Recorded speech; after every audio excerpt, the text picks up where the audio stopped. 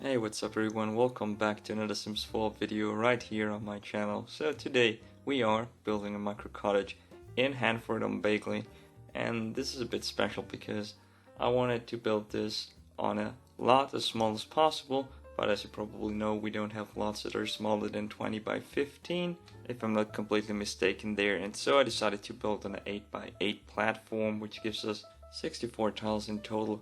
However, for some weird reason, I don't know why, the game considers the first room in the front, which you will see later on, as a separate room or separate platform.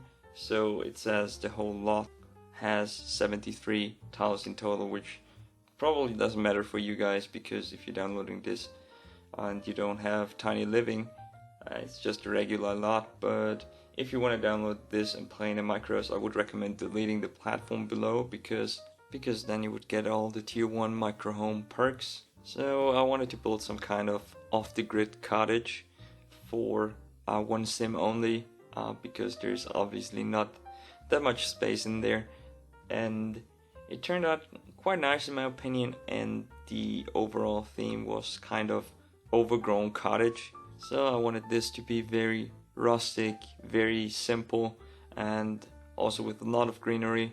So just to be clear, this is not a off-the-grid cottage, it just uses a lot of the off-the-grid objects because they fit the style of the cottage. If you want to play off-the-grid, you will have to make some minor adjustments to the build. You will probably have to change out the bathtub for a different one because it's not an off-the-grid object, and probably also install some rain collectors and solar panels. So for this build I used a lot of different packs, I think more than 15 in total, and I didn't restrict myself to any specific packs or base game, and I think the most important ones were probably the cottage living one, which I used for the windows, the door, the pillars outside, the fencing, and a lot of the plants you will see later on. So I really like the roofing here, which is from Jungle Adventures. I find myself using it more and more, even though I didn't like it very much initially, but I think it's very fitting for cottages, so I like it here a lot actually. I also used a lot of my go-to debug objects from base game here, like this stone wall and also the stone slabs in front of the door. They are very fitting for almost all types of builds, except maybe very modern builds, so I wouldn't use them there, depending on what I'm building. Maybe they fit, maybe they don't.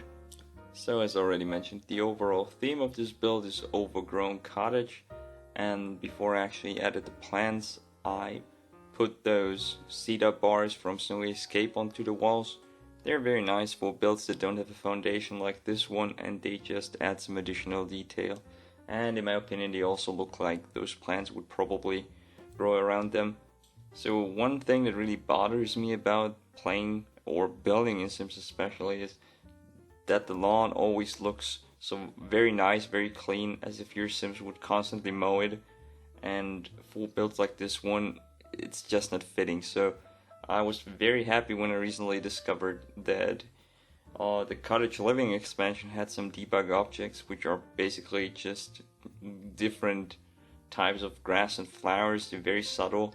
You can shrink them down and place them all around the lot, and so it's not that uniform. It looks a bit more natural in my opinion. It's still not perfect, but it's better than what the game gives us, and I would really appreciate if they could make like a kit for that, or add it to base game so that the grass naturally grows. I think it would be very annoying for players, but it would help us builders to make our builds more realistic, and for some people it might even be fun to have an additional task to do where you have to mow your lawn once a week or your neighbors would complain. This would definitely add some more realism to the game that we desperately need in my opinion, but there's probably a mod for that because there's a mod for everything. But I think it would be nice to have it in the normal game just for people who don't use mods or can't use mods, like console players for example. And I mean, it can't be that hard because they made this Bust the Dust kit as well, which I personally think is one of the worst ones. Let me know in the comments below what you think about it, and I hope you didn't mind me ranting about grass in Sims 4, which is kind of weird. So back to the build. So what I don't like about building on platforms like here is that this is basically considered a floor, not grass. And back at grass again. Anyway, because this is a floor, I can't use any terrain paint, which limits my options here in customizing the ground, make it a bit more realistic, because usually I use a lot of terrain paint around the edges of the house and also for pathways and darker spots. Also when using water, just makes sense, it's there. So here it wasn't that much of an issue because the house is very overgrown, as you can see, and the ground is basically covered in plants except for that small area in the front. So at this point the exterior was almost done. I was just adding some additional plants, some minor details, switching some things around.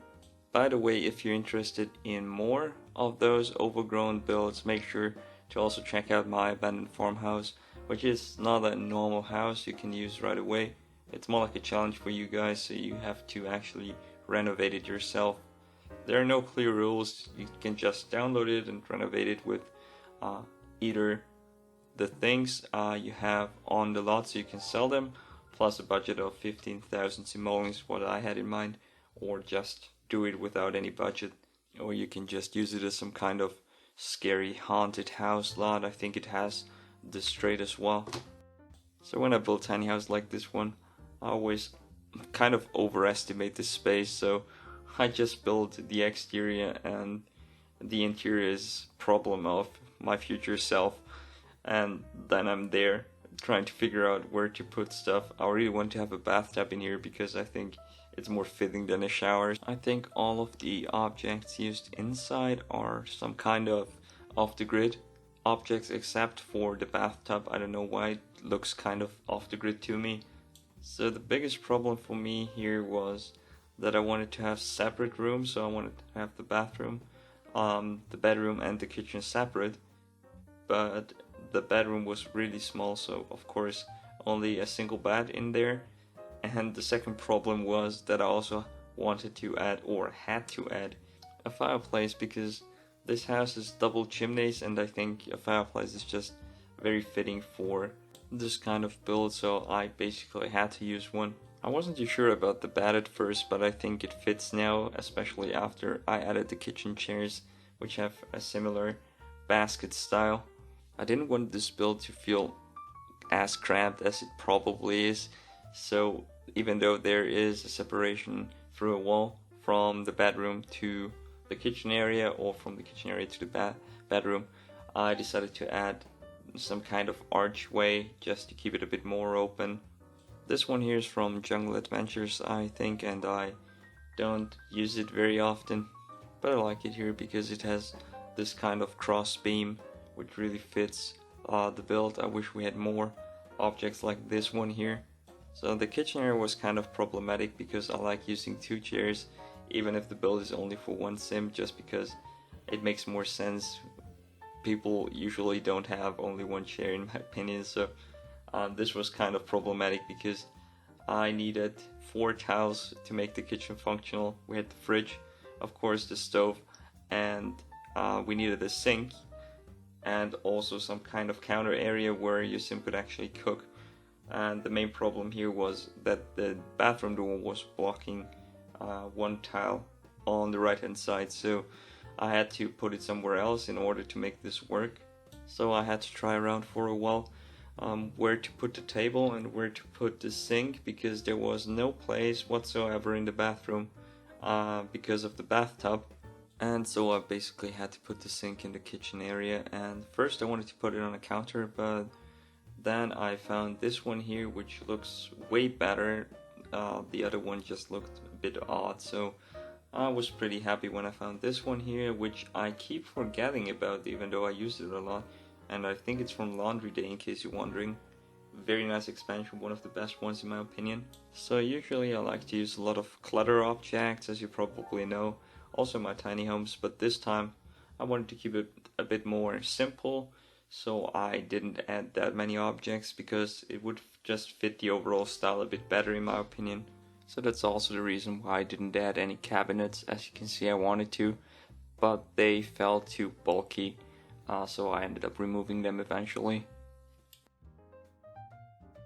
And so I just used some normal wall racks. I think they're from our base game, and I put some objects on them, some plants, some books, very basic stuff, and also some frying pans underneath because I like the look of it. I also really like those dried herbs on the left hand side. They are one of my favorite objects to use for builds like this one because they have some kind of rustic feel to them.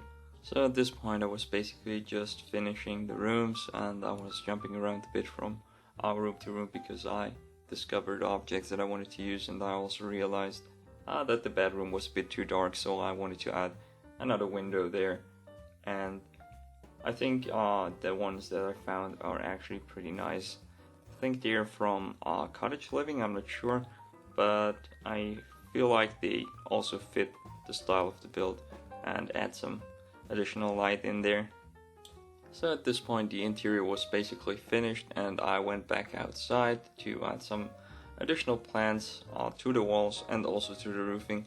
And I used those wisteria vines from Cottage Living because they kind of look like moss if you shove them into the roofing, so I added them all around the house and also on the roof, so to create the illusion of having some moss covered shingles, which took a while because those vines kept snapping to the wall, so it was kind of difficult to place them on certain spots of the roofing.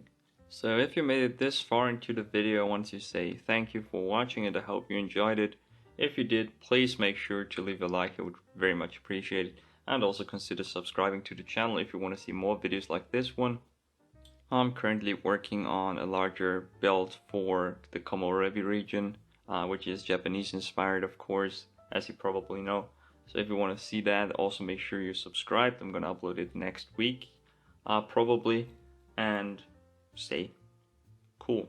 And don't forget to stay cool. Peace out, everyone.